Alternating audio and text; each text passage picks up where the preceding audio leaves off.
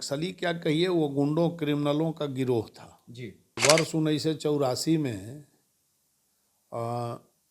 मेरा फसल लगा हुआ था डिहरी में, 30 बीघा जमीन था। जी।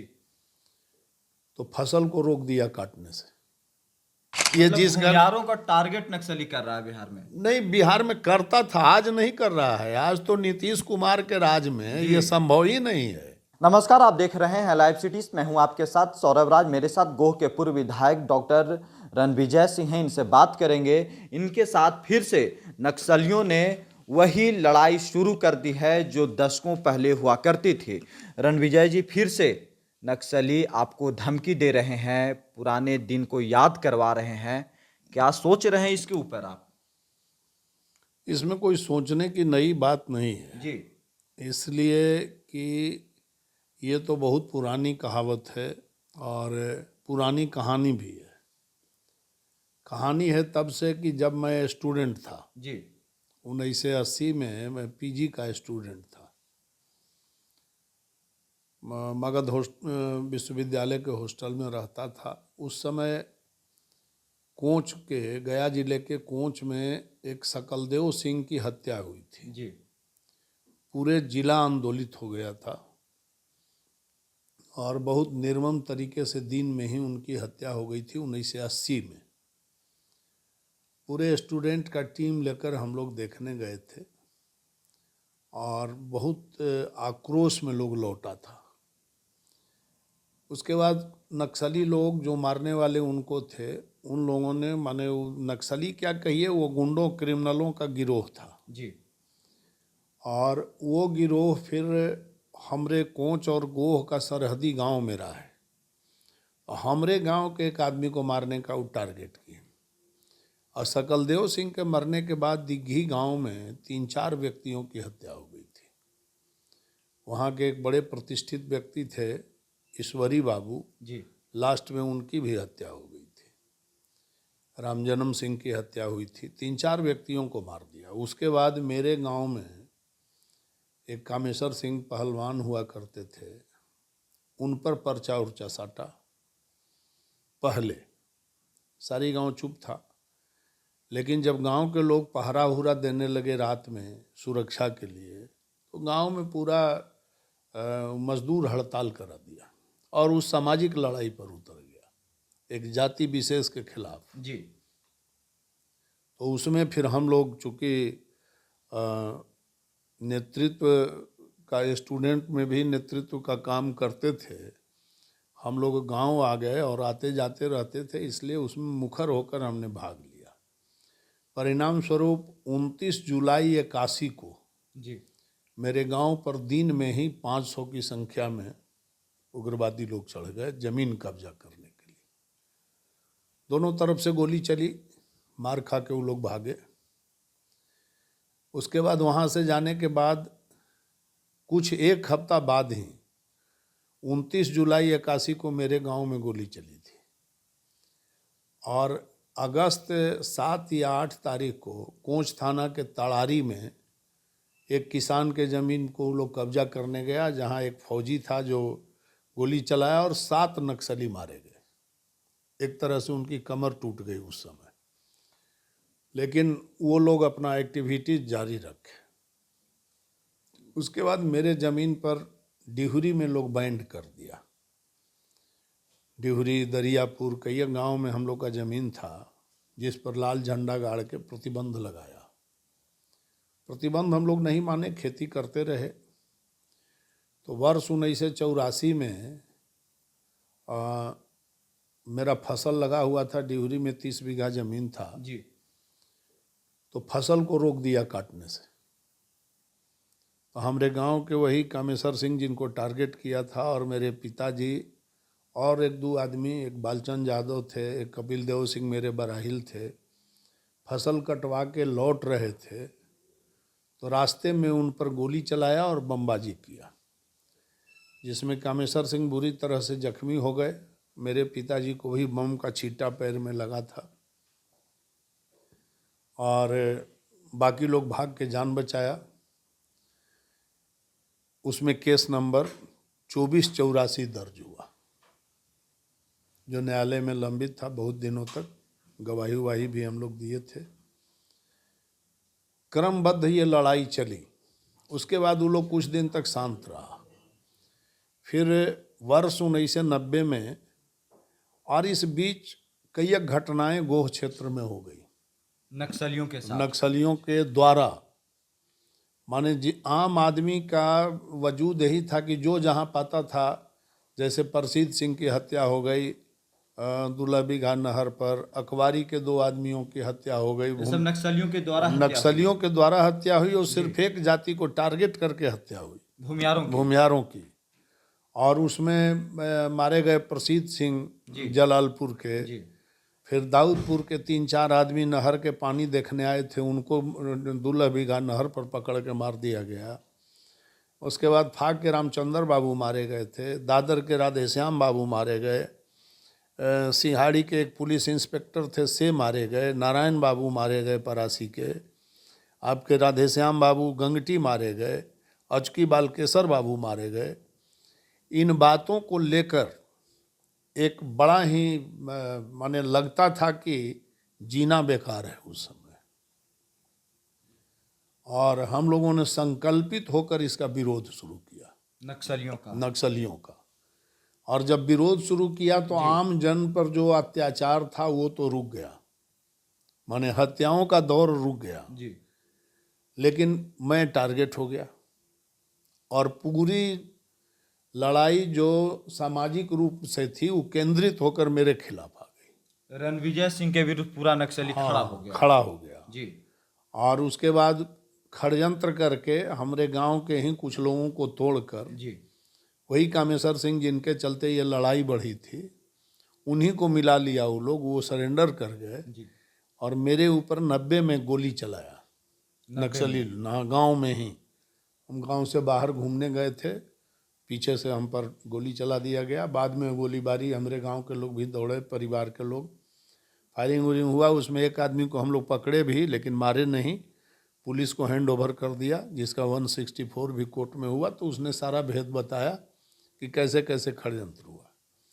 उसमें 105-90 केस दर्ज है जो अभी भी न्यायालय में लंबित है। और गोली चलाने वाला अभी बहुत बड़ा नेता नक्सली का हो गया है, दीनादास, और ज्योति जी करके नाम से चल रहा है पार्टी में। कई एक बार जेल गया छूटा, जेल गया छूटा। लेकिन अब उसके बाद हम लोग का रणनीति रहा युद्ध का कि डिफेंस हम स्वयं करते थे। और 90 के बाद पुलिस पिकेट मेरे घर पर दे दिया गया सुरक्षा के लिए जी। और डिफेंस पुलिस अपने से, और ऑफेंस पुलिस का चला। हम लोग पुलिस के साथ मिलके कार्रवाई उन लोग पर कराते रहे। हर तरह का जहाँ भी वो लोग जुर्म करता था उसके खिलाफ कस के पुलिस कार्रवाई होती थी। परिणाम होते होते 90 के बाद फिर वो हमरा फसल को लूटने के लिए खेती पर प्रतिबंध किया था, इसलिए फसल लूट लिया 92 में। उसमें भी गोली चली, डीजल पंप उठा कर ले गया, 600 बोझा धान उठा कर ले गया। लेकिन जब फायरिंग हुआ, हम लोग दोनों तरफ से फायरिंग में वो भाग चला जी। और बोझा धान का था से सब छोड़ छाड़ के भागा। उसमें 104-90 केस दर्ज हुआ। इसी तरह से फिर हमारे गांव के अनिरुद्ध सिंह थे, मेरे सहयोगी थे, हर लड़ाई में साथे रहते थे, पोस्टल प्यून थे। वो आंती से, गया जिला का कोंच थाना क्षेत्र का आंती हमारा सरहदी गांव है, आंती से डांक लेकर आ रहे थे तो रास्ते में 3 बजे दिन में उनकी हत्या कर दी गई पांडे खाप में, जिसमें केस नंबर 121-92 कोंच थाना में दर्ज है, अभी भी लंबित है न्यायालय में। इसके बाद 93 में फिर मेरे फसल पर चढ़ाई किया लूटने के लिए। सूचना हम लोग को मिल गई, दोनों तरफ से गोली 3 घंटे चली, भाग चला। फिर 94 में घर पर अटैक किया। आपके घर पे? हमारे घर पर जी। तो उसमें भी 2-3 घंटे तक गोली चली, पुलिस भी साथ थी, पुलिस ने भी फायरिंग किया चूँकि पिकेट हो गया था। उस संबंध में 74-94 केस नंबर दर्ज है गोह थाना में। फिर उसके रिएक्शन में डिहुरी में तुरंत मेरा जो जिस ज़मीन पर पहले बमबाजी हुई थी वहाँ खलिहान लगा हुआ था, उस खलिहान को लूट लिया दूसरे दिन, तो उसमें 86-94 केस दर्ज हुआ। उसके बाद इस बीच में हमारे सहयोगी एक बालचंद यादव हुआ करते थे, जो डिहरी से फसल कटवा के लौटते समय थे साथ। उनकी हत्या 93 में उन लोगों ने कर दिया, गांव में ही। अपने घर खाना खा रहा था, 7 बजे ही 55 बीघा में घेर के उनको मार दिया। ये वारदातें होते रही जी। 94 के बाद, और हर बार केस हुआ। केस में पुलिसिया कार्रवाई बहुत सख्त रूप में हुई, और मैं धन्यवाद देना चाहता हूं तत्कालीन पुलिस अफसरों को, जिन्होंने निष्पक्ष भाव से एंटी नक्सली काम किया। और उस समय के पदाधिकारी लोग भी हुआ करते थे, रात दिन नहीं सोते थे, और एक एक कर को सबके जितने दोषी थे अधिकतर लोग जेल में डाल दिए गए। परिणामतः कुछ राहत मिला। उसके बाद फिर 98 में हम दशहरा मेला देख के लौट रहे थे। गांव के ही बगल में मेरा दधपी एक गांव है, वहाँ भी मेरा कचहरी उचहरी था, ज़मीन था। तो वहाँ से लौट रहे थे जी। तो 5:35 पर घेर कर उग्रवादियों ने, पुलिस वर्दी में सब था, फायरिंग शुरू कर दिया। करीब 5:35 से 9:45 तक गोली चलते रही। और घटना स्थल पर तत्कालीन एसपी आर.के. मिश्रा थे औरंगाबाद में। वो सीआरपी के पूरा 150 फोर्स को लेकर के, और घटना स्थल पर जब आए तब नक्सली लोग भाग खड़े हुए। उसमें कई एक नक्सलियों को गोली भी लगी थी, और मेरे एक सहयोगी ललन सिंह थे, उनको भी गोली लग गई थी।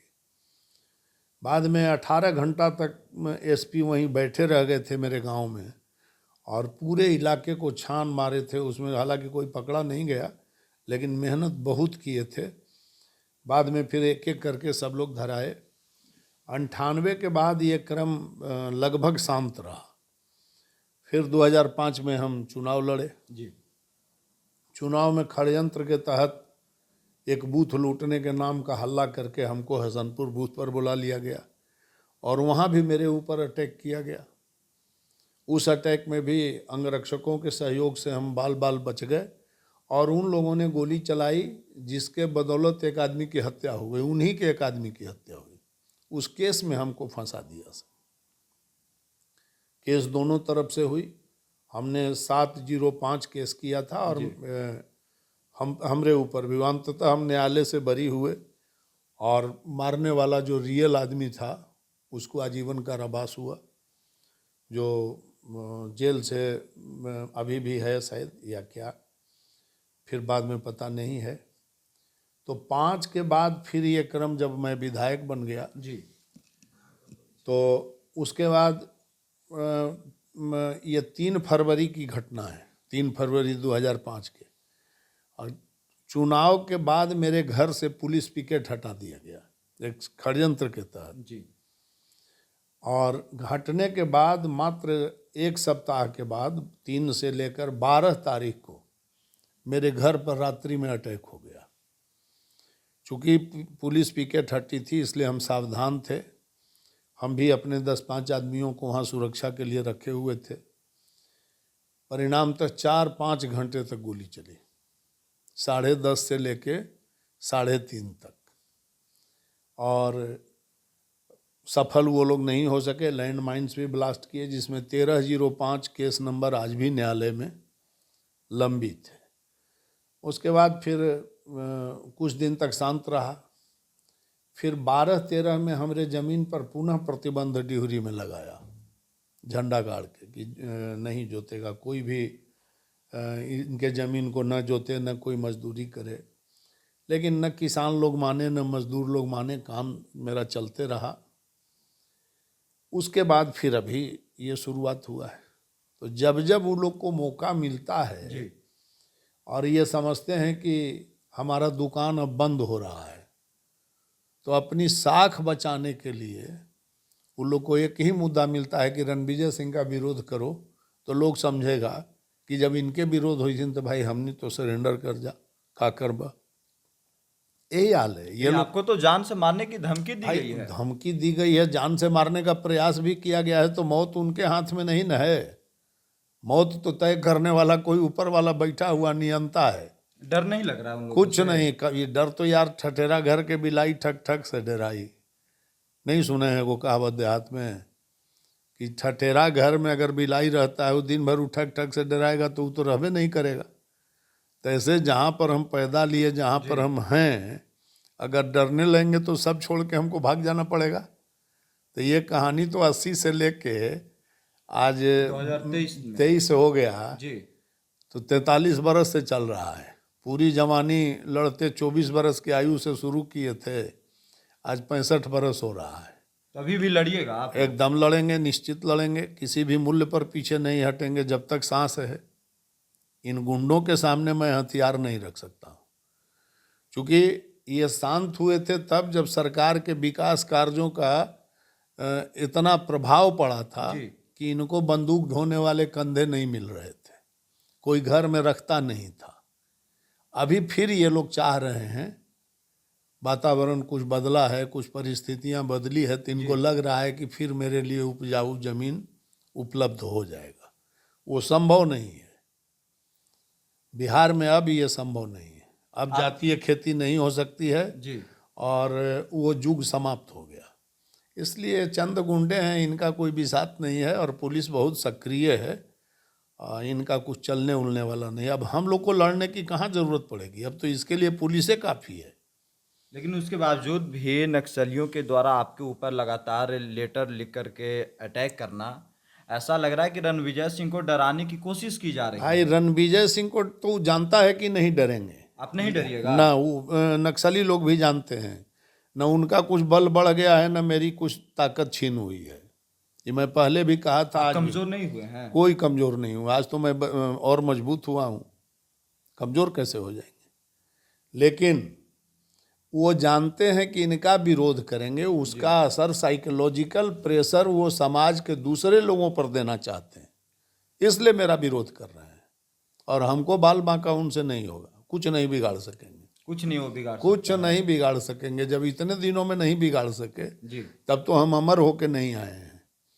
मौत निश्चित है और वो जिस दिन आना होगा चले जाएंगे।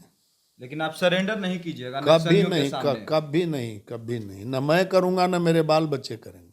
वो तो कह रहे हैं कि आप बैठकी करना बंद कर दीजिए, नहीं तो अंजाम बुरा होगा। अरे भाई, तो हम बंद कर दिए। हम तो हैं दिल्ली इलाज में, जाएंगे तो फिर बैठेंगे। हमारा वो है पेशवे, हम राजनीति करते हैं। हम ना बैठेंगे तो 10 गो आदमी मेरा जन सेवा कैसे होगा? कहाँ हमसे खोज? बैठकी लगाइएगा, एकदम लगावेंगे। और चुनौती स्वीकार कीजिएगा। एकदम चुनौती दे रहे हैं उनको। स्वीकार करना क्या है, स्वीकार कर रहे हैं और उनको निमंत्रित कर रहे हैं कि तुमको जो बुझाए से करो। आप पीछे नहीं हटिएगा। एकदम नहीं, सवाल ही नहीं।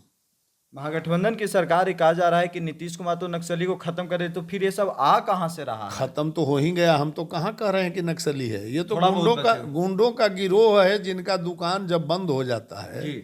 अपराधियों का क्या चाल चरित्र होता है। समाज में दहशत फैला करके उससे पैसा कमाना, यही ना एकमात्र उद्देश्य है। ये लोग कोई माओ के सिद्धांत पर चलने वाले लोग हैं? माओ के सिद्धांत पे नहीं चलते हैं। बिल्कुल नहीं। ये जातीय आधारित गुंडई करते हैं। एक ही दोष, अगर एक भूमिहार अगर उसमें दोषी है वही मामले में, तो उस पर दूसरा कानूनी कार्रवाई लोग करते हैं, जन अदालत लगा के। जी। और उसी में अगर इनके स्वजातीय लोग दोषी होते हैं तो उनको माफी हो जाता है। ये जिस भूमिहारों का टारगेट नक्सली कर रहा है बिहार में। नहीं, बिहार में करता था, आज नहीं कर रहा है। आज तो नीतीश कुमार के राज में ये संभव ही नहीं है। नीतीश कुमार जातीय व्यवस्था में कभी प्रश्रय नहीं दिए, ये विकास कार्यों को प्रश्रय दिए। और विकास की गंगा जब बहेगी जी। तो आम जन उसमें लगा हुआ है। सबको लाभ, सबको मुक्त प्रवास चाहिए, सबको मुक्त समीरण। दिनकर की ये लाइन चरितार्थ हो रही है। समतामूलक समाज की स्थापना ये हो गई है। आज ये जातीय भावना कहाँ से उभारेंगे? ये संभव नहीं है। लेकिन इनका प्रयास यही होता है कि गांव समाज के मजबूत लोग हैं, ये हैं, इनका जब नाम लेके इनको हम टारगेट करेंगे तो लोगों में दहशत पैदा होगा और हमारी दुकान चलते रहेगी, हमको बैठने का, लेकिन खाने आप का। डरने वाले नहीं हैं। ना ना ना, सवाल ही चलिए, नहीं। शुक्रिया सर, थैंक यू।